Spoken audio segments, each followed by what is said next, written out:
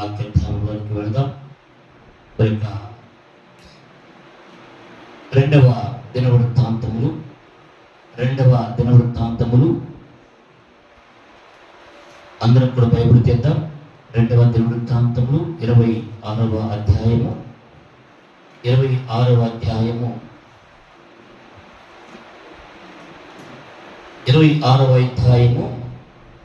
5వ వచనాన్ని మనం ధ్యానం చేద్దాం.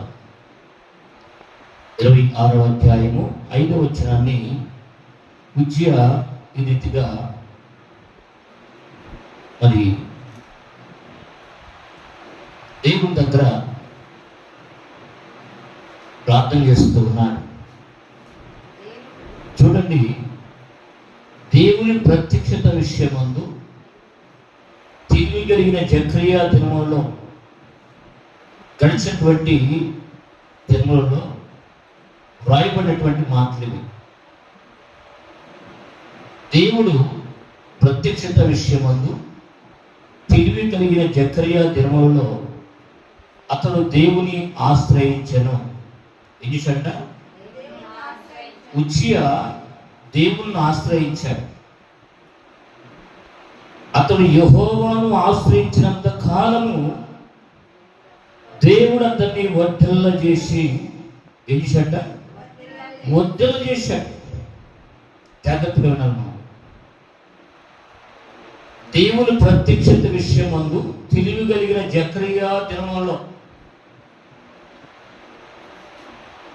అతడు దేవుణ్ణి ఆశ్రయించెను.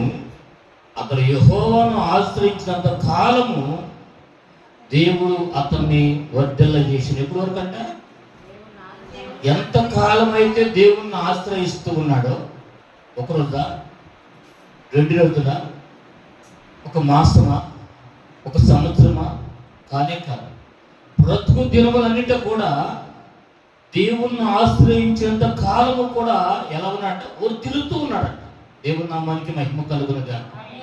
హల్లెలూయా. ఈ రోజున దేవుని పిల్లరా, దేవుణ్ణి ఆశ్రయించాలంటే మనం ఎన్నో పనులు మానుకుని రావాల్సిన పరిస్థితులు అనమాట. ఈ రోజున ఉన్నాయి కదా. ఈ రోజున మనం దేవుణ్ణి ఆశ్రయించాలి అంటే అనేకమైన పనులను పక్కన పెట్టి ఎంతో బాధతోనో, భారముతోనో, సణుగులతోనూ, సంశయాలతోనూ, ఒకవేళ వెళితే ఏమనుకుంటారో అమ్మగారు, అయ్యగారు, ఒకవేళ వెళితే ఈ పని ఆగిపోద్దేమో అంటే దేవుణ్ణి ఆశ్రయించడానికి ఇష్టపడేటువంటి మనస్తత్వాలు అలా ఉన్నాయన్నమాట. దేవుణ్ణి ఆశ్రయించినంత కాలము కూడా తను వర్ధిల్లాడని రాయబడుతుంది ఇక్కడ మాట. దేవుని నామానికి మహిమ కలుగునుగా. హల్లెలూయా. నీ జీవితంలో నువ్వు వర్ధిల్లాలి అంటే ప్రతి పరిస్థితిలో కూడా దేవుని దగ్గరికి వెళ్ళాలి. ప్రతి పరిస్థితిలో కూడా ఎవరి దగ్గరికి వెళ్ళాలంట? దేవుని దగ్గరికి వెళ్ళాలి. అయితే ఇప్పుడు దేవుని పెట్టారా, ఈ రోజున చాలా మంది కూడా మరి దేవుని దగ్గరికి వెళ్ళట్లా. ఈ లోకంలో ఎవరిని మనం ఆశ్రయిస్తున్నాము? చిన్న బాధ వచ్చిందండి, వెంటనే దేవుడితో కూడా పని లేదు, వెంటనే హాస్పిటల్కి వెళ్ళిపోతాం. ఇతని చిన్న కేసు అయింది అనుకోండి, చిన్న గొడవ అయింది అనుకోండి, ఎవరిని ఆశ్రయిస్తామంట? నాయకుల్ని, అధికారుల్ని అప్పటికప్పుడు పోగు చేసేసుకుంటాం అందరూ కూడా. కానీ దేవుని మాత్రం ఆశ్రయించము. ఈ లోక సంబంధమైన అధికారులు మాత్రం ఆశ్రయిస్తాం. దేవుని నామానికి మహిమ కలుగునుగాక. హల్లెలూయా, హల్లెలూయా. కనుక ప్రియ దేవుని బిడ్డలారా, ఈ రోజున మనం వర్ధిల్లలేకపోవడానికి గల కారణం ఏమిటంటే మొట్టమొదటి స్థానము, మొట్టమొదటి ప్రిఫరెన్స్ అనేది దేవునికి ఇవ్వడం లేదు. మనం మొట్టమొదటి స్థానము ఉదయం లేచిన మొదలుకొని ఏంటంటే మనం దేవుణ్ణి ఆశ్రయిస్తున్నామా? దేవునికి ఏమేమి ఇస్తున్నాం మనం? లేకపోతుందో దేవుణ్ణి ఆశ్రయిస్తున్నామా? లేకపోతుందోనే లేనే లేదు. అర్థమవుతుందా? మొట్టమొదటి స్థానం దేవునికి ఇవ్వాలి. లేకపోతేనే మనం దేవుని దగ్గరికి వెళ్ళి ప్రార్థన చేసుకోవాలి. అదే దేవుణ్ణి ఆశ్రయించడం అంటే అదే. నువ్వు ఎన్ని పనులు సరే వాటిని పక్కన పెట్టేసి నువ్వు దేవుణ్ణి ఆశ్రయించాలి, దేవుని దగ్గరికి వెళ్ళాలి, దేవుడితో మాట్లాడాలి, దేవుడితో ముచ్చటించాలి. నీ స్థితిగతులన్నింటినీ కూడా మార్చే దేవుడు ఆయన. దేవుని నామానికి మహిమ కలుగునుగా. హల్లెలూయా. ఈ రోజు దేవుని బిడ్డ, నీకు బాధ వచ్చినా, బలహీనత వచ్చినా, శోధన వచ్చినా, వేదన వచ్చినా, ఆర్థికంగా వెనకబడిపోయినా, ఈ లోక సంబంధమైన వారందరూ కూడా ఎదుగుతున్నావుగా, వారందరూ కూడా ఆశ్రయిస్తున్నావు, కానీ దేవుని తట్టు చూడటం లేదు, దేవుని మాత్రం ఆశ్రయించలేదు. ఇక్కడ రాయబడుతున్న మాట ఏమిటంటే దేవుని బిడ్డలారా, అక్కడ ఒక మాట రాయబడింది, ప్రత్యేకంగా రాయబడింది. ఏమనంటే దేవుణ్ణి ఆశ్రయించినంత కాలం కూడా వర్తిల్లేదట. అంటే ఈ రోజున మనం వర్తిల్లట్లేదు అంటే కారణం ఏంటి అంటే మనం దేవుణ్ణి ఆశ్రయించడం లేదు. మనం ఏంటంటే ప్రతి పరిస్థితుల్లో కూడా దేవుని దగ్గర అడగాలి. దేవుని నామానికి మహిమ కలుగునుగా. హల్లెలూయా, హల్లెలూయా. చిన్నపిల్లవాడిని స్కూల్కి తీసుకెళ్తున్నట్టు వాళ్ళ చిన్నపిల్లవాడినంట స్కూల్కి తీసుకెళ్తుందట. తీసుకెళ్తూ ఉంటూ ఈ మార్గంలో, ఈ ప్రయాణం చేస్తున్నటువంటి సందర్భంలో ఆ పిల్లవాడు ఏంట ముందుకు పడిపోయాడంట. ఈ పెదవులు గట్ట పన్ను దగ్గర పడిపోయి అప్పటికప్పుడు బ్లడ్ వచ్చేసింది. తన భర్తకు ఫోన్ చేసి, ఏమంటే వాళ్ళ బాబుని ఇంటికి పంపించలేదు, స్కూల్కి పంపించలేదు, ఇంటికి తీసుకొచ్చేస్తున్నాను, వాడికి దెబ్బ తగిలింది, పన్ను గుచ్చుకుంది, చాలా రక్తం పోయింది అని ఇంటికి తీసుకొచ్చేసి సరే మనం ఇంటికి తీసుకెళ్ళిపో, నేను డాక్టర్ ఫోన్ చేస్తాను, ఓకే అలాగే అలాగే అలాగే పంపించని చెప్పేసి ఇవి వెనక తీసుకొని వెళ్ళిపోయి వెళుతూ ఎక్కడ తీసుకెళ్తుంది తన బాబుని హాస్పిటల్ దగ్గర తీసుకెళ్ళిపోయిందంట. ఆయన ఏమన్నాడ, నేను డాక్టర్ని పంపిస్తాను, నువ్వు ఇంటికి తీసుకెళ్ళాను అన్నాడు. ఈమెం చేస్తాను, సహోదరి ఏం చేస్తుందంట పాస్టర్ గారి దగ్గర తీసుకెళ్తే దాంట్లో దేవుని మందిరం ఉంది, అక్కడ తీసుకెళ్ళి అయ్యగారు బాబు కింద పడ్డాడండి, ఎందుకు పడ్డాడు తెలియటం లేదు, పన్ను గుచ్చుకుంది, జరిగిన సందర్భం అంతా కూడా చెప్తాను, జరిగిన సందర్భం కూడా మొత్తం చెప్తాను. అప్పుడు చెప్పిన తర్వాత ఆ పాస్టర్ గారు వెళ్ళి తన మీద చేపెట్టి ప్రార్థన చేసి, ఏం కదమ్మా అది ఎదురు దెబ్బ తగిలి ఉంటుందిలే, మీరు భయపడాల్సిన పని లేదు, రేపు పొద్దుకాలం మాయమైపోయింది, ఏం కాదని చెప్పి తల మీద ప్రార్థన చేసి ఆయిల్ బతికేసి ఏంటంటే అతన్ని ఆయనతో అనైతింగ్ చేసి ప్రార్థించి పంపించేసి. ఒక ఇంట్లోనే 2 రకాల మనుషులు ఉన్నారు. అక్కడ చూడండి ఒకసారి, ఒకే ఇంట్లో 2 రకాల మనుషులు ఉన్నారు, 2 రకాల మనస్తత్వాలు కలిగిన వారు ఉన్నారు. కానీ ఆదివారం వస్తే ఇద్దరు భార్య భర్తలు ఇద్దరు కూడా దేవుని మందిరానికి వెళ్తారు. దేవుని నామానికి మహిమ కలుగును గాక. హల్లెలూయా. నేను ఒక సహోదరి అంటుంది, ఎప్పుడు ఆదివారం అనుకుంటా, ఆదివారం ఆరాధన అయిపోయిన తర్వాత నేను పిల్లవాడిని హాస్టల్ వచ్చి చేర్చుదాము తీసుకెళ్ళి మొత్తం మాట్లాడేసి తీసుకొచ్చాం, అంత అయిపోయింది.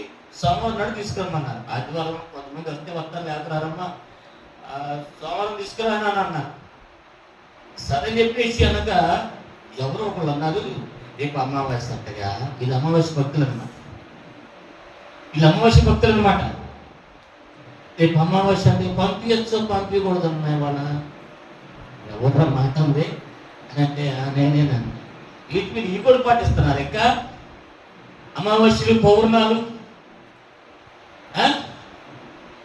అసలు మీరు ఎక్కడున్నారమ్మా, మీరు ఏం చేస్తున్నారు నాకు అర్థం కావట్లేదు అని పొద్దునే నేను ఆదివారం నాడు అంటే కాదన్నా. నిజంగా ఇంత దౌర్భాగ్య స్థితి ఇంకోటి లేనే లేదు. క్రీస్తు యేసు స్వరక్తులో కడగబడి కూడా ఇంకా నువ్వు ఆచారాల ముసుగులో ఉన్నావు అంటే నువ్వు ప్రభువులో చేయలేదు, వేస్ట్. అసలు మందిరానికి రావడం వేస్ట్.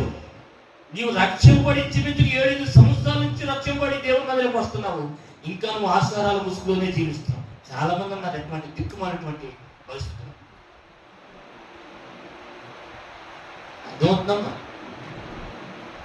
రక్షణ పొందడంతోనే, యేసుక్రీస్తు వారిని సొంత రక్షకుడిగా అంగీకరించడంతోనే మనం శాపం దొరికిపోయింది.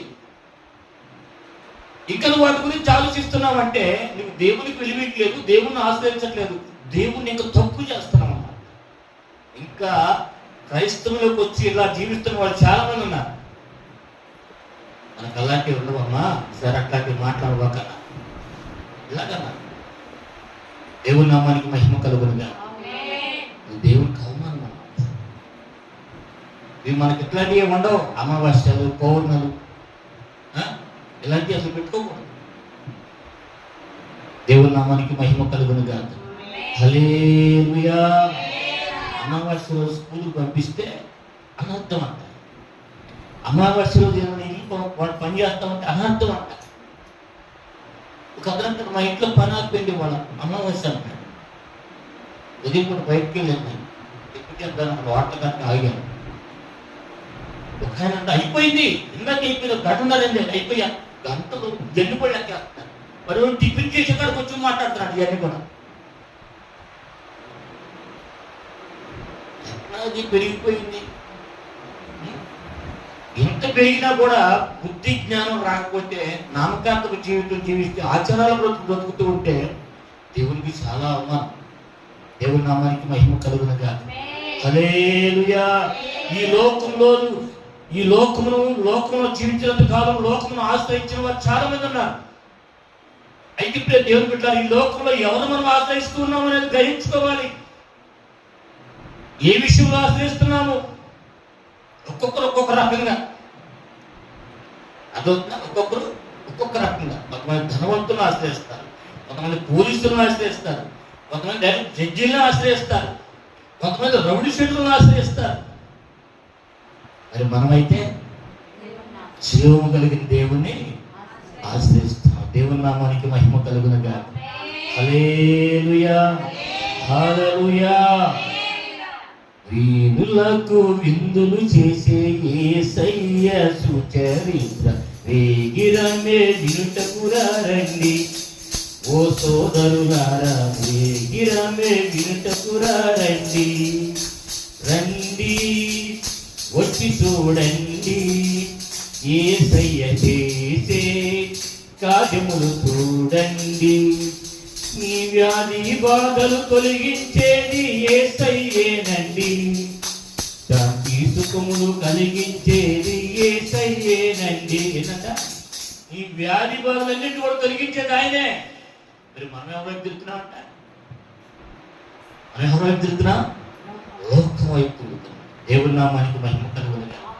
హల్లెలూయా. హల్లెలూయా. చూడండి, ప్రభువును దర్శించిన నరుడు ధన్యుడంట. దేవుని దర్శించిన నరుడు ఎవరంట? ధన్యుడు. అందుకని దేవుని బిడ్డలారా, ఏలియా గారు దేవుని ఆశ్రయించారు. దేవుని ఆశ్రయించారు. ఆ దినాల్లో వర్షం పడదని ప్రార్థించింది ఆయనే. వర్షం పడదు అని ప్రార్థించింది ఆయనే. ఆ బహు భయంకరమైనటువంటి కడు దినాలు. ఇంక చెప్పాలంటే ఆ దినాల్లో పొలాలు పంటలేవు, పచ్చగా పొలాలు ఏది కూడా లేవు, ఎండిపోయినాయి, భూమి నిర్లిచ్చేసింది అనమాట. అటువంటి దినాల్లో మహారాణికి భయపడి దూరంగా ఆరిపోయి వస్తూ బదరికి శక్తులు పడుతుంది. దేవాతి దేవుడు అతను లేపి నువ్వులే, చాలా దూరం ప్రయాణం చేయవలసి ఉంది కనుక నేను నీ కొరకు ఆహారాన్ని పంపిస్తాను. అంత భయంకరమైన దినంలో ఆ ఎడారిలో ఆ బదరి వృక్షం కింద ఉన్నప్పుడు మరి దేవుడు కాకుల చేత ఏం చేశాడ? మాంసములు రొట్టెను పంపించాడట. అసలు కాకులు ఎటువంటివి? చిన్నపిల్లవాడు చేసే దగ్గర కాదు, మన దగ్గరే కూడా తొలగిపోయి రకమని వేసుకోబోనా కదా? అవును కదా? ఏమా కాకు ఎటువంటిదంట? చక్కగా పిల్లవాడు ఆదమర్చి దాన్ని తెరిచి చూసుకుని వెళ్తాడా, ఈ మూతికి పెదాల గడ్డాలు చేసుకుని వెళ్తూ ఉంటే చూడనే చూసింది అది తొలగిపోతుంది. ఎరికేట్లాడతాడు. అటువంటి సందర్భాల్లో ఉన్నటువంటి ఈ పక్షి ఏంటంట? దేవుని మాటకు లోబడి. ఎందుకో తెలుసా? ఏలియా దేవుని ఆశ్రయించున్నాడు, దేవుడు ప్రవక్తగా ఉన్నాడు, దేవుని చేతిలో బహుబలముగా వాడబడుతూ ఉన్నాడు. అన్నాడు ప్రార్థన చేసినప్పుడు ఆకాశంలో అగ్ని దిగి వచ్చింది. దేవుని బిడ్డలారా, ఉదయం నుంచి మధ్యాహ్నం 3 గంటల దాకా వారందరూ ప్రయాసపడినా ఏమంటారంట? బయలా దిగిన ఏంటి దిగొచ్చింది? అక్కడ ఉంటే కదా ఆయన అంటాడు, అక్కడ ఉంటే కదా. ఒకవేళ వాడు నిద్రపోతున్నాడేమో, లేకపోవలసి ఉన్నదేమో, ఒకవేళ వాడు ప్రయాణిస్తున్నాడేమో, ప్రయాణంలో ఉన్నాడేమో అని సమయం అయిపోతా ఉండగా కత్తులతో నా ఉదయంతో పొడుచుకొని కోసుకుంటా ఉంటా, రక్తాలు కారుతా ఉంటే అక్కడ లేనే లేదు. అందుకని దేవుడికి ప్రార్థన చేసిన, ప్రభువా వీరు ఎదుట నన్ను బలపరచు, మహిమలు కనపరచమని దేవుడికి ప్రార్థన చేసిన మరుక్షణమే ఆకాశం గట్టి దిగి వచ్చి ఈ భూమి మీద కందకం తొలగించినటువంటి ఆ కందకము నీళ్లు అన్ని కూడా మండి బుగ్గైపోయి ఆ నీళ్లు కూడా ఆ మంటను ఆర్పేసేసింది. అంత భయంకరమైనటువంటి అగ్ని దేవుని దగ్గర దిగొచ్చింది. అంత గొప్ప శ్రావకుడు ప్రవక్త అన్నమాట ఆయన దేవుణ్ణి ఆశ్రయించినప్పుడు, అక్కడ విశ్రాంతి తీసుకుంటున్నప్పుడు కాకి చేత ఆహారం పంపించాడు. ఆ కాకి కూడా చక్కగా మాంసములు రొట్టి కూడా తీసుకొచ్చి ఏలే గారికి ఇచ్చింది. ఎంత మంచి కాకి అండి. ఇప్పుడు ఉండే కాకులు ఉన్న ఈ ఆడన ఒకటి ఉంది, అరుపులను పడతా ఉంటాయి, కిందకి మాత్రం రాట్ల. దేవుని నామానికి మహిమ కలుగునుగా. హల్లెలూయా, హల్లెలూయా. కనుక దేవుని బిడ్డలారా, దేవుణ్ణి ఆశ్రయించిన నాడు ఏంటంటే ధన్యుడు కనుక దేవుణ్ణి ఆశ్రయించి ఎవరైతే దేవుణ్ణి ఆశ్రయిస్తూ ఉన్నారో పరిపూర్ణంగా వారికి ఏ కొదువ ఉండదు.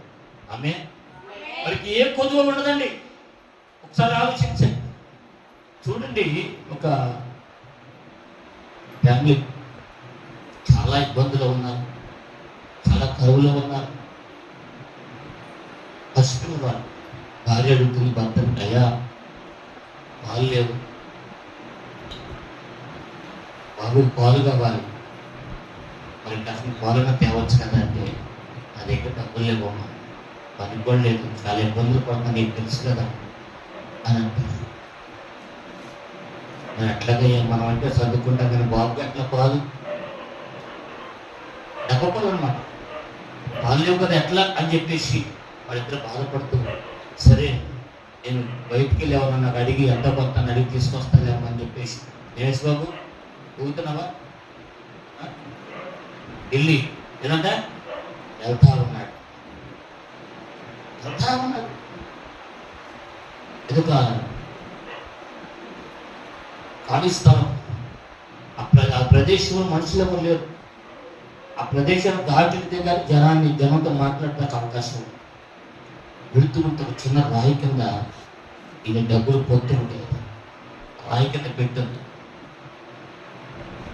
రాయి కింద పెట్టింది ఒక బిర్యానీ ఇంత పొట్లం కూడా అక్కడ చెట్టుకి తగిలించింది. చూస్తున్నాడు ఎవరు ఉన్నారా, ఎవరి కోసం దాచిపెట్టుకున్నారా, ఎవరు లేదే. కంటి చూపు అనేంత వరకు ఎవరు కనపడతలేదు. ఇక్కడ ఎవరైనా పెట్టుకుని మర్చిపోయినా అని చెప్పేసి, అదో 150 అయితే యేసుబాబు గాలి కొట్టుపోయి ఇచ్చిన అనుకోవచ్చు. అది ఒక పొత్తే ఇట్లా మడత పెట్టేసి రాయి పెట్టింది, దాని మీద అవి కనపడతాయి చక్కగా. తీసుకున్నాడు, పాలు కొనుక్కున్నాడు, పాల డబ్బా కొనుక్కున్నాడు, బిర్యానీ మంచి వాసన. ఈ ఏడాదిలో బిర్యానీ పెట్టి వాళ్ళు రైతులు పెట్టింది. తీసుకున్నాడు, వెళ్ళిపోతే భార్య చూసి, ఏమండి ఎక్కడి పాలు ఎక్కడి, పాల డబ్బా ఎక్కడి, ఈ డబ్బులు ఎక్కడి, ఈ బిర్యానీ ప్యాకెట్ ఎక్కడది అన్నాడు. యెహోవా ఈయనే, ఆయనే చూసుకుంటారు. అదొద్దు దేవుని బిడ్డలారా. కనుక దేవుని ఆశ్రయించిన వాళ్ళు ఎవరికి కూడా పస్తులు వచ్చిన దేవుడు. ఏ రోజు కూడా మనల్ని పస్తులుంచే దేవుడు కాదు ఆయన. కనుక ఆయనను మనం అందరూ కూడా ఎలా ఉండాలంటే ఆశ్రయించే వారిగా ఉండాలి. ప్రతి విషయంలో జ్వరం వచ్చిందా, చిన్న జ్వరం, చిన్న దెబ్బ తగిలిందా, చిన్న ఏదైనా ఒక రకమైనటువంటి వ్యతిరేకత కలిగిందా, మన మార్గంలో వెళుతుంటే మనం గురించి ఏమైనా దూషిస్తున్నారా, ఏమన్నా అవమానపరుస్తున్నారా, నీకేమైనా ఆలోచన కలిగిందా, వీళ్ళు నన్ను ఆ గురించి మాట్లాడుకుంటున్నారు, ఎప్పుడు దేవుని దగ్గరికి వెళ్ళాలి. ప్రభువా ఇదయ్యా నా పరిస్థితి, నా హృదయంలో ఇలా వేదన కలుగుతున్న ప్రభు, తల్లిని బట్టా, తండ్రిని బట్టా, భర్తను బట్టా, బిడ్డను బట్టా, ఇరుగు పొరుగు వారిని బట్టి ఇటు ఏ విషయంలో వేదన కలుగుతుంది? దేవుని ఆశ్రయించాలి, ఆయన దగ్గరకు రావాలి. అదొక దేవుని బిడ్డలారా, అన్న ఎక్కడికి వచ్చిందట? అన్న ఎక్కడికి వచ్చింది? షిలోహు మందిరానికి వచ్చిందట. అక్కడ మందిరానికి వచ్చేసి దేవుడిని ఆశ్రయించింది. అయ్యా మరి ఎన్నాళ్ళు ఆశ్రయించలేదంటే ఆశ్రయించలా, తన ఆత్మను కుమ్మరించుకుంది. ప్రవక్త ఆశీర్వదించాడు. ఎప్పుడైతే దేవుణ్ణి ఆశ్రయించిందో, ఎప్పుడు దేవుని ఆశ్రయించిందంట? ఎల్కానా మరొక ఆమెను తీసుకొచ్చి పెళ్లి చేసుకుని ఆమె బిడ్డల కన్నా తర్వాత అప్పటికి జ్ఞానోదయం కలిగింది. అప్పుడు దేవుని ఆశ్రయించి, ముందే దేవుని ఆశ్రయించవచ్చు కదా. ఎందుకంటే అజ్ఞానం, గ్రహింపకూడదు మనకి.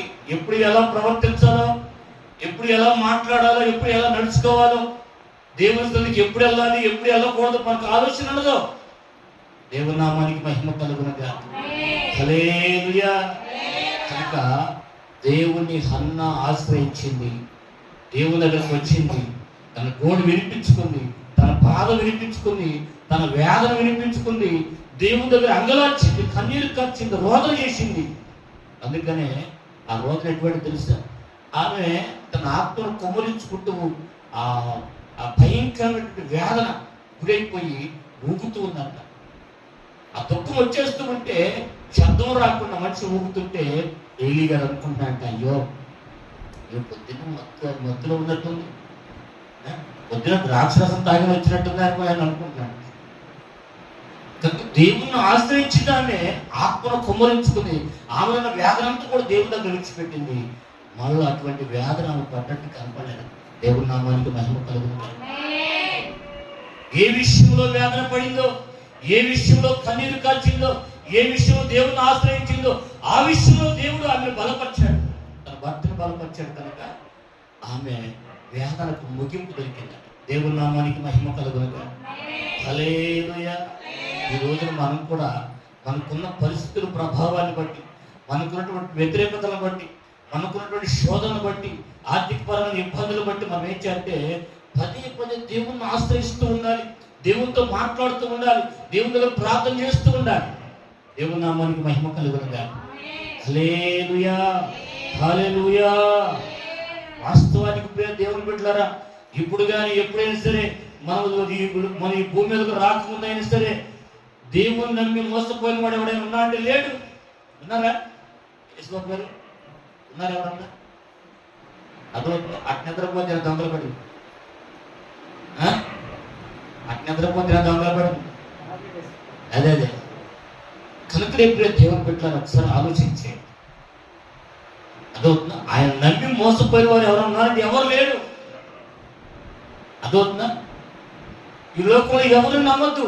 ఎవరు నమ్మాలంటే యేసయ్యను మాత్రం మనం నమ్మాలి.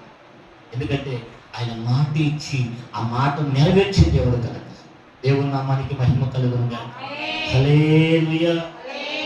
సమూయేలు, మొదటి సమూయేలు గ్రంథము 16వ అధ్యాయము 7వ వచనం ఒకసారి చూద్దామా?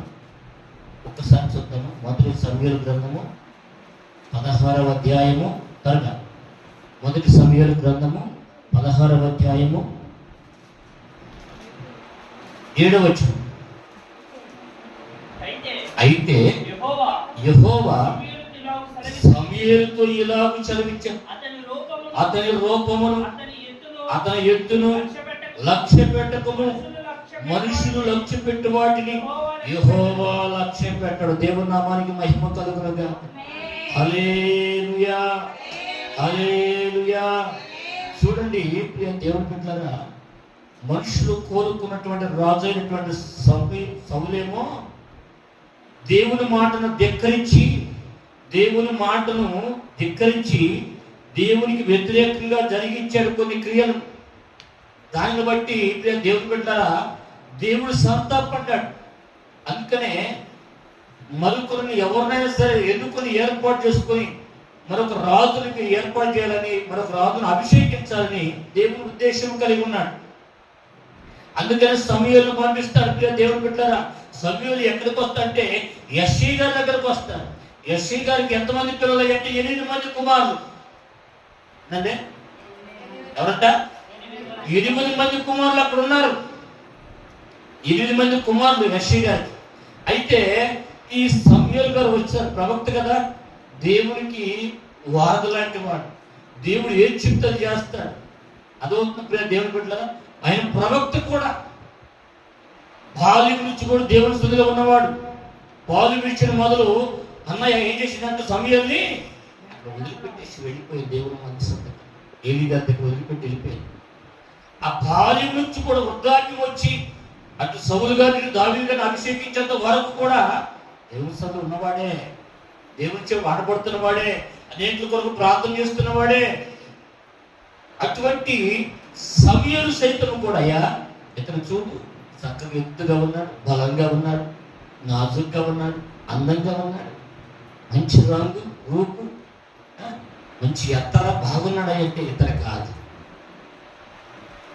మొదటి ఇతను చూడయ్యా, రెండోవాడు, మూడోవాడు, నాలుగోవాడు, ఐదోవాడు, ఆరోవాడు, ఏడోవాడు అందరూ అయిపోయారు. మరి వీళ్ళందరూ ఎక్కడున్నారంటే రాజుగారి దగ్గర కొలువు చేస్తూ ఉన్నారు. సౌలు రాజుగారి దగ్గర కొలువు చేస్తున్న రాజ్యములు వారందరూ కూడా యుద్ధశూరులుగా ఉన్నారు, పరాక్రమవంతులుగా ఉన్నారు, యుద్ధం నేర్చుకునే వారిగా ఉన్నారు, యుద్ధంలో వాళ్ళు వాడబడుతూ ఉన్నారు. కానీ ఎవరు కాదయ్యా అన్నాడు దేవుడు. సమూయేలు ఎవరు కాదు. అదేంటి ప్రభువా? సమూయేలు మళ్ళీ అడుగుతున్నాడు యెష్షయా వీళ్ళేనాక అంటే లేదయ్యా ఇంకొకడు ఉన్నాడులే, వాడు అడుగు గొర్రెలు మేపుకుంటా ఉంటాను, వాడు కడుకుంటాడు అయ్యా, మరి పెద్ద ఎక్కలో ఉంటే కాదులే. అవునా?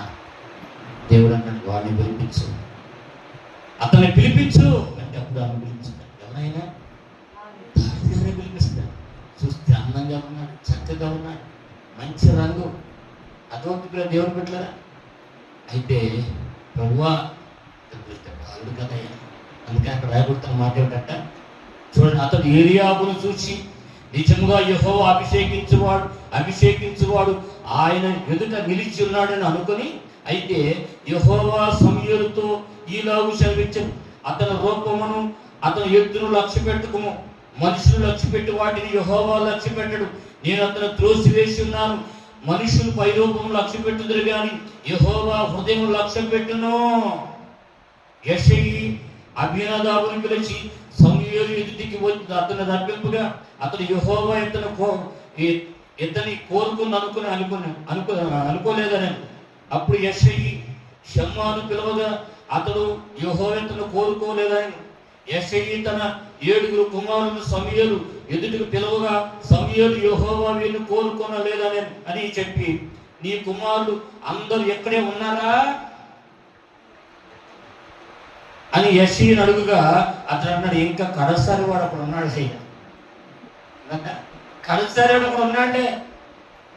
అయితే వాడు గొర్రెలు కాయించున్నాడని చెప్పాను.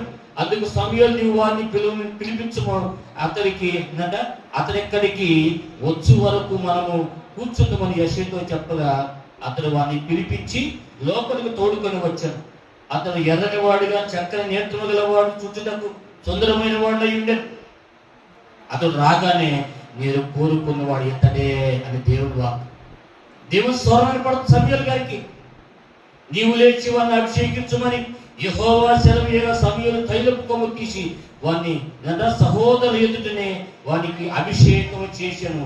నాటి నుండి యెహోవా ఆత్మ అతను దావీదు మీదకి బలముగా వచ్చెను.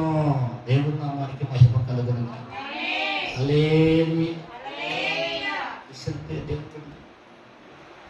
దేవుని ఆశ్రయించిన దేవుడు ఎవరైతే వారిని ఇష్టపడినా కూడా దేవుని వారిని వర్ధలు చేస్తాడు. దావీదుని బహుగా వర్ధలు చేశాడు. దావీదు ఎవరు? గొర్రెలను కాసుకునేవాడు, ఎక్కడో అరణ్యంలో ఉండేవాడు. దావీదు ఇప్పుడు ఎలా ఉన్నాడు అంటే ఆయన రాజు అయి ఉన్నాడు, గొప్ప రాజుగాను, గొప్ప రాజ్యానికి రాజుగాను, కుమారులు ఉన్నారు, కుమార్తెలు ఉన్నారు. దావీదుకి ఎదురులేదు, ఏ రాజ్యం కూడా ఎదురు లేకుండా వచ్చేసాడు దేవుడు. అంతగా ఆశీర్వదించాడు దావీదు గారు. ఈరోజు దేవుడు పెట్టారా? మనము దేవుడు మెచ్చుకునే వారిగా ఉన్నామా? వాళ్ళ గురించి ఇదిగో ఈ బిడ్డే నా బిడ్డ, ఇదిగో ఎందరైనా కుమారుడని దేవుడు మన గురించి మాట్లాడేటట్టుగా మనం ఉన్నామా? మన జీవితాలు అలా ఉన్నాయా? అలా మార్చుకున్నాం? ఒకసారి ఆలోచించాలి. అందుకనే మనుషులేమో పైరూపాన్ని చూస్తారంట, దేవుడేమో అంతరంగాన్ని చూస్తారంట. దేవుడి నామానికి మహిమ కలుగునుగా. హల్లెలూయా. అందుకని ఇప్పుడే దేవుని బిడ్డలారా, సమూయేలు గారు కొమ్ము తీసుకుని దావీదు గారిని అభిషేకించాడు దేవుడి కొరకు. ఈరోజు దేవుడు మనల్ని కూడా తన నామ మహిమార్థమై అభిషేకించునుగా. ఆమేన్. హల్లెలూయా. మరొక మాట చూద్దాం. ఆదికాండము 20వ అధ్యాయము 1వ వచనం.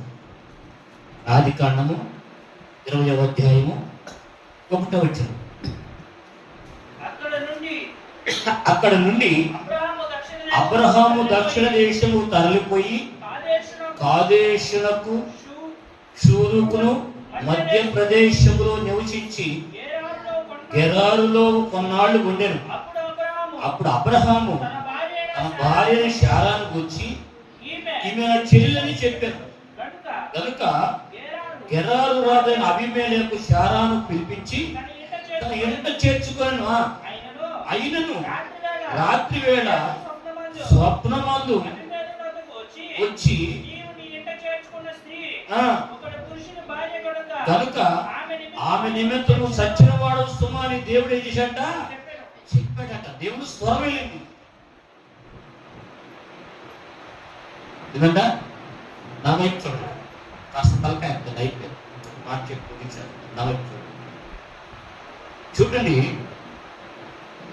ముందు ఆల్రెడీ శారం గారు చెప్పేశాడు అబ్రహం గారు ఏమని, అమ్మా నువ్వు చూస్తే చక్కని దానిని నేను వేస్తున్నావు కదా ముఖం కట్టు బయట, నువ్వు చక్కని దానివి, నిన్ను ఎవరైనా అడిగితే చెల్లెని చెప్పు అని ముందుగానే చెప్పేస్తాడు అనమాట. అయితే ఇప్పుడు దేవుని బిడ్డలారా, ఇక్కడ ఆ దేశం ఏ దేశం అంటే అది ఏ దేశం అంటే దక్షిణ దేశం అంట. కాదేశు సూరు మధ్యలో ప్రదేశంలో నివసించుంటే ఆ గెరారులో కొన్నాళ్ళు ఉన్నారు. గెరారులు అంటే అరణ్యాలు అనమాట. అవన్నీ కూడా ఎడారు అక్కడ నివాసం చేసేట్టు కొన్నాడు. అయితే ఆ దగ్గరలో ఒక రాజుగారు ఉన్నాడు. ఎవరైందంటే అబీమెలెకు రాజుగారు. ఆ రాజుగారు ఎప్పుడైతే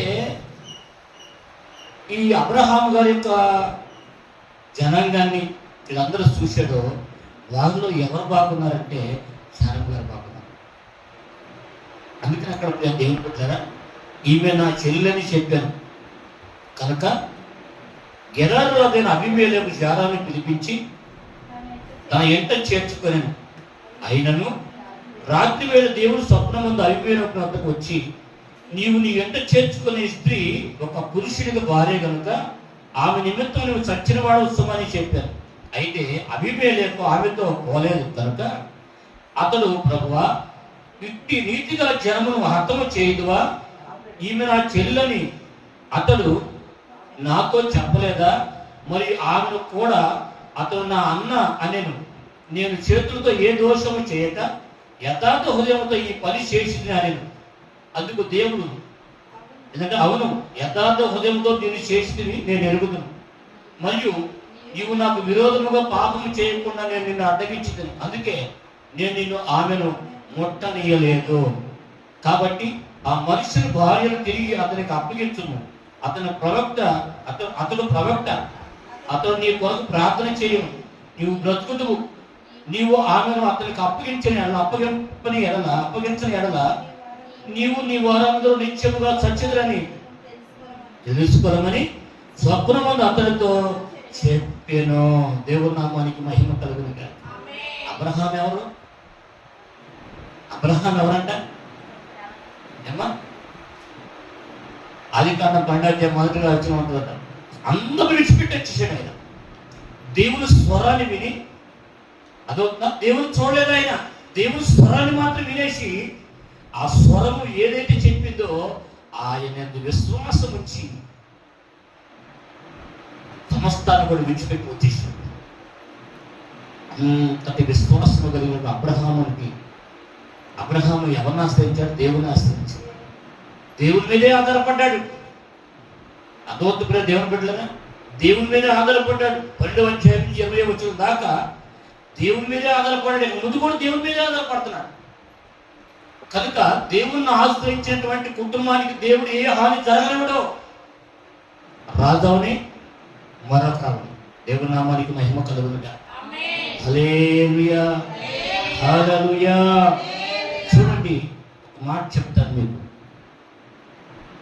దినవృత్తాంతములు 20వ అధ్యాయము 3వ వచనం.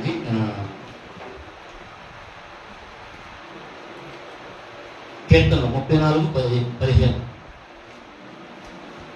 34:15. యెహోవా దృష్టి నీతిమంతుల మీద ఉన్నది. ఆ ఆయన చెవులు వారి మొరలకు ఒగ్గి ఉన్నవి. దుష్క్రియలు చేయవారి జ్ఞాపకమును భూమి మీద నుండి కొట్టివేయుటకై యెహోవా సన్నిధి వారికి విరోధముగా ఉన్నది.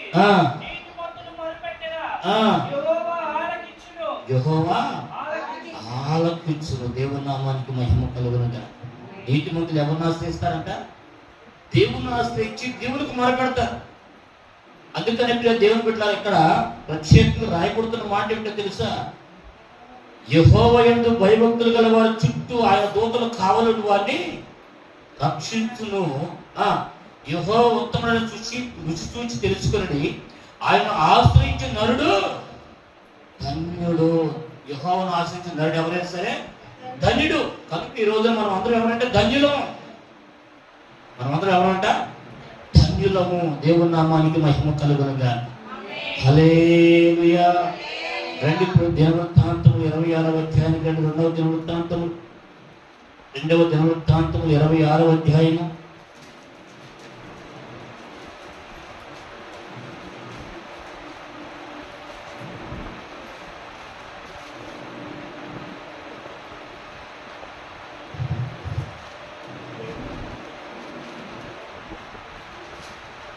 20వ అధ్యాయం 2వ దినవృత్తాంతము 20 మొదటి మనం చదువుతాం. ఇది అయిన తర్వాత మోయాబీయులను, అమ్మోనీయులను, మోయోనీయులను కొందరు దండెత్తి యెహోషాపాతు మీదికి వచ్చిరి. అంతలో కొందరు వచ్చి సముద్రము ఆవ నుండి సిరియన తట్టు నుండి గొప్ప సైన్యము బట్టి నీ మీదికి వచ్చుతున్నది చెత్తగించుము. వారు హససోన్ తామారు అను ఎల్గేజులో ఉన్నారని యెహోషాపాతునకు తెలియజేసేది. అందుకు యెహోషాపాతు భయపడి యెహోవా యొద్ద విచారించుటకు మనస్సు నిలుపుకొని యూదా అంతటా ఉపవాస దినమును ఆచరించవలని చాటింపగా. దేవుని నామానికి మహిమ కలుగునుగా. సైనికులందరూ చుట్టుముట్టినప్పుడు ఏం చేశాడు యెహోషాపాతు? దేవుణ్ణి ఆశ్రయించాడు. ఎవరిని ఆశ్రయించాడ? దేవుని ఆశ్రయించాడు. దేవుని నామానికి మహిమ కలుగునుగా. హల్లెలూయా, హల్లెలూయా. అనుకునే దేవుని బిడ్డలారా, ఇక్కడ రాయబడుతున్నటువంటి మాట్లాడి తెలుసా? 5వ వచనంలో యెహోషాపాతు యెహోవా మందిరంలో కొత్తశాల ఎదుట సమాజముగా కూడిన యూదా యెరూషలేముల జనుల మధ్య నిలబడి మా పితరుల దేవా యెహోవా, నీవు ఆకాశమందు ఉన్న దేవుడవై ఉన్నావు. అన్యుల రాజ్యమును ఏలువాడవు నీవే. నీ బాహుబలము గలవాడవు, పరాక్రమము గలవాడవు. నిన్ను ఎదురించుట ఎవరికి బలము చాలదు. నీ జనులను ఇశ్రాయేలు ఎదుట నుండి ఈ దేశపు కాపురస్తును తోలివేసి నీ స్నేహితుడైన అబ్రహాము యొక్క సంతతికి దీన్ని శాశ్వతముగా ఇచ్చిన మా దేవుడము నీవే. వారు అందులో నివాసం చేసి కీడైనను యుద్ధమైనను ఏంటంట తీర్పైనను తెగులైనను కరువైనను మా మీదికి వచ్చినప్పుడు మేము ఈ మందిరం నీ ఎదుట నుండి నిలబడి మా శ్రమంలో నీకు మొరపెట్టి అన్న నీవు ఆలకించి మమ్మల్ని రక్షించుదని అనుకుని ఇచ్చట నీ నామ ఘనత కొరకు పరిశుద్ధ స్థలము కట్టించరి అంటున్నారు. దేవుని నామానికి మహిమ కలుగునుగా. వాళ్ళ హృదయాల్లో దేవునికి స్థానం ఉన్నది. ఏంటంటే వారు వచ్చి దేవుని ఆరాధించుకోవటం కూడా అక్కడ అవకాశం ఉంది. ఈ రోజున మన మందిరం ప్రత్యేకమైన మందిరం ఉంది, మనకు ఒక సంఘం ఉంది. కానీ ప్రార్థన చేయడానికి మాత్రం దేవుని మందిరానికి రాము. నిందలు ఉన్నాయి, శ్రమలు ఉన్నాయి, ఇరుకులు ఉన్నాయి, ఇబ్బందులు ఉన్నాయి, రకరకాలైన పరిస్థితుల్లో మనము దేవునికి దూరం అవుతున్నటువంటి సందర్భంలో కనీసం కూడా మనం ఏంటంట దేవుని సన్నిధికి వెళ్ళి ప్రార్థన చేసుకుందాం, దేవుణ్ణి అడుగుదాం, దేవుణ్ణి ఆశ్రయిద్దాం, మన పరిస్థితులన్నీ కూడా దేవుడికి చెప్పుకుందాం అనేటువంటి ఆలోచన రాకపోవడం అనేది చాలా బాధాకరం. దేవుని నామానికి మహిమ కలుగునుగా. హల్లెలూయా, హల్లెలూయా. కనుక ప్రియ దేవుని బిడ్డలారా, 12వ వచనం మనం చూస్తే, మా దేవ నీవు వారికి తీర్పు తీర్చవా, మా మీదికి వచ్చి గొప్ప సైన్యంతో యుద్ధము చేయటం మాకు ఏంటంటే మాకు శక్తి సాలదు, ఏమి చేయటం మాకు తోచదు, నీవే మాకు దిక్కు అని ప్రార్థన చేశాడు. ఏం చేశాడంట? ప్రార్థన చేశాడంటే. ఈ రోజు మన ప్రార్థన ఎలా ఉంది? ఈ రోజు మన ప్రార్థన ఎలా ఉందంట? ఏ విషయం వచ్చినా దీవించు, ఏ విషయం వచ్చినా ఆస్వాదించు, ఇవే ప్రార్థన. కానీ మన స్థితిగతులు ఎరిగిన దేవునికి మన స్థితిగతులను చెప్పడానికి మనసు రాట్లా, చేతగాట్ల ప్రార్థన చేతగాట్లా. ప్రార్థన చేద్దామంటే ఏంటంటే 2 మాటలు అనేసి సంఘాన్ని జ్ఞాపకం చేస్తాయా, ప్రాంతాన్ని జ్ఞాపకం చేస్తాయా, మా దేశాన్ని జ్ఞాపకం చేస్తాయా. ఆమె అయిపోయింది, ప్రార్థన అయిపోయింది. మనం అందరి గురించి ప్రార్థన చేస్తున్నాము. అందరి గురించి ప్రార్థన చేసినప్పుడు మనం ఎలా ఉండాలి? మనం వర్ధిల్లాలి కదా. మనం వర్ధిల్లుకోకుండా అలాగే ఉండిపోయి వాళ్ళ గురించి వీళ్ళ గురించి ప్రార్థన చేసిన ప్రయోజనం ఏంటి? అదొక దేవుని పెట్టారా. అందుకనే ప్రార్థన చేశాడు. ప్రార్థన చేసి 15వ వచనం, యోధావారులారా, యెరూషలేము కాపురస్తులారా, యెహోషాపాతు రాజా మీరందరూ ఆలకించు. యెహోవా సెలవిచ్చినదేమనగా, ఈ గొప్ప సైన్యములకు మీరు భయపడకుడి, జడియకుడి.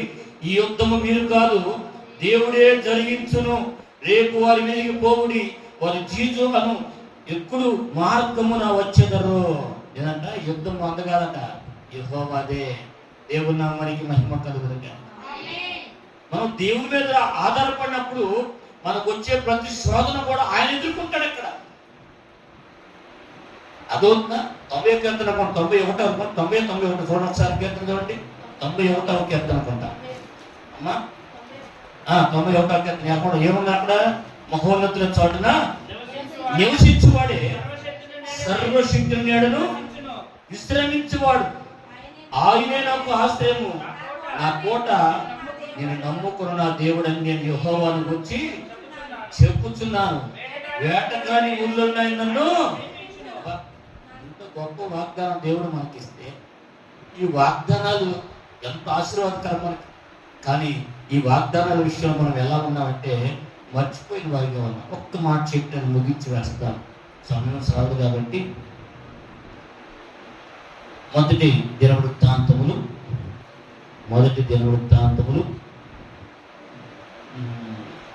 4వ అధ్యాయము. మొదటి దినవృత్తాంతములు 4వ అధ్యాయము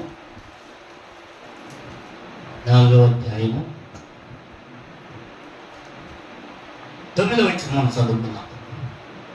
9వ వచనం చదువుకుందాం. చదువుకుందాం. ఎబ్బేజు అనే మాటకు అర్థం ఏంటంట? ఎబ్బేజు అనే మాటకు అర్థం ఏంటి? వేదన. కింద పుట్టినట్లు రాయబడి ఒకటనేసి అక్కడ వేదన ఉంటుంది అన్నమాట. దేవుని నామానికి మహిమ కలుగునుగా. హల్లెలూయా, హల్లెలూయా, హల్లెలూయా. చూడండి, ఎబ్బేజు తన సహోదరులందరూ కంటే ఘనము పొందిన వాడై ఉండెను.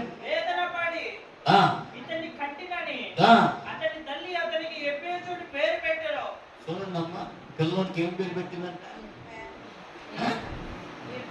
ఏం పెట్టిందంట? ఎబ్బేజు. ఎబ్బేజు అంటే వేదన. ఈ మాట ఏమన్నా వినేటప్పుడు మనం పిలిచే మనకి ఏమనుకుంటారు?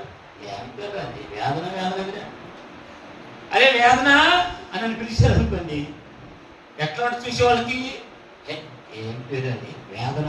ఇదేం పేరు అసలు? వేదన బాధ అన్న ఉంటాయి కదా. అయితే అక్కడ రాయబడుతున్న మాట చూడండి. ఎబ్బేజు వేదన పడి తన ఏంటంటే వేదన పడి ఇతన్ని కంటినని అతని తల్లి అతనికి ఏం పేరు పెట్టిందంట? ఎబ్బేజు అని పేరు పెట్టిందంట. ఎందుకని? జీడు ఏంటంట ఎవరోడు, చిన్నోడు, నన్ను ఎంతగానో వేల పట్టు పడ్డాను నేను, వేల పేరు పడేటట్టు చేశాడు.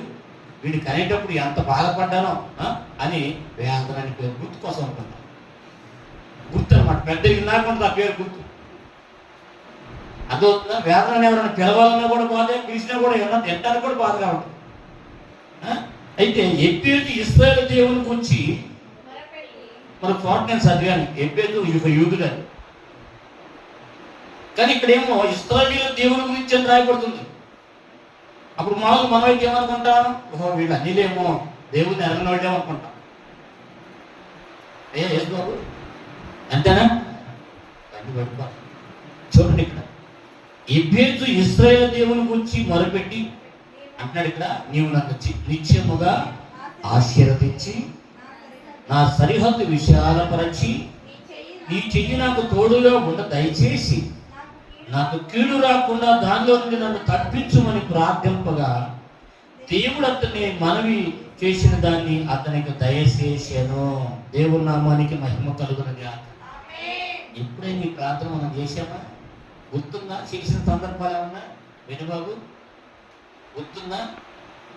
ఏమ్మా మొదటిది ఏమంట నిత్యముగా, ఏమ్మా నిత్యముగా ఖచ్చితముగా నీవు నన్ను నిత్యముగా ఆశీర్వదించి, ఏమంట నా సరిహద్దును విశాలపరచి. రెండో మాట ఏంటంట నిత్యము, మొదటి మాట నిత్యముగా ఆశీర్వదించంటున్నాడు. రెండోదేమో నా సరిహద్దును విశాలపరచమంటున్నాడు. మూడో మాట ఏమంటాడు తెలుసు దేవుని పెట్టారా? అక్కడ అంటున్నాడు కదా, నాకు కీడు రాకుండా ఏంటంట దాని నుండి నన్ను తప్పించును అని ప్రార్థించాడు. ఇంక మాట ఏంటి తెలుసా? దేవుని హస్తం తోడుగా దయచేయమన్నాడు అన్నమాట. ఈ ప్రార్థన దేవుడు ఆలకించాడు. ఏ స్థితిలో నుండి మనం దేవుని ఆశ్రయించినా ఆయన మనం విడిచిపెట్టడు, మనం త్రోసివేసే దేవుడు కాదు. దేవుని నామానికి మహిమ కలుగును గాక. హల్లెలూయా. అదొకటే దేవుని పెట్టారా? ఎబ్బేదు వేదన అని పేరు పెట్టబడి ఉన్నది. అందరికంటే కూడా ఘనత పొందిన వాడిగా ఉన్నాడు. మొదటి చూస్తే ఎందుకు పనికిరాని వాడు గాను, చిన్న చూపు చూసేది వారందరూ కూడా ఒరే వేదన, ఒరే వేదన, ఒరే వేదన. ఆ పేరులోనే బాధాకరమైన పరిస్థితి అన్నమాట.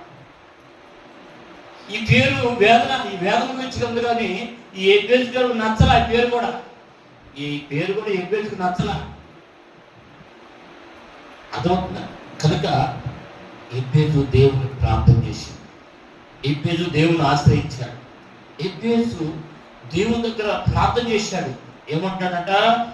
ఏంటంట ఇశ్రాయేలు దేవుని గురించి మొదలుపెట్టి నీవు నన్ను నిత్యముగా ఆశీర్వదించి నా సరిహద్దుని విశాలపరచి నీ చెయ్యి నాకు తోడుగా ఉండ దయచేసి నాకు కీడు రాకుండా దానిలో నన్ను తప్పించుమని ప్రార్థనగా దేవుడు అతను మనవి చేసిన దాన్ని అతనికి దయచేసాను. అదొక పరిపూర్ణంగా దేవుని ఆశ్రయించాను. అపనమ్మకం లేకుండా దేవుని ఆశ్రయించాను. దేవుని నామానికి మహిమ కలుగును గాక. హల్లెలూయా. కనుక ప్రియ దేవుని బిడ్డ, ప్రతి పరిస్థితిలో కూడా మనం దేవుని దగ్గరికి వెళ్ళాలి. ప్రతి పరిస్థితిలో కూడా మనం ఏంటంట దేవుని దగ్గరికి వెళ్ళాలి. దేవుని ఆశ్రయించిన రుచిగా ఆశ్రయించినంత కాలము కూడా దేవుడు అతను ఆశ్రయించాడు. కొద్ది మాట దేవుడు దీవించి మన హృదయంలో నాటి ఫలింప చేయును గాక. ఆమేన్. హల్లెలూయా.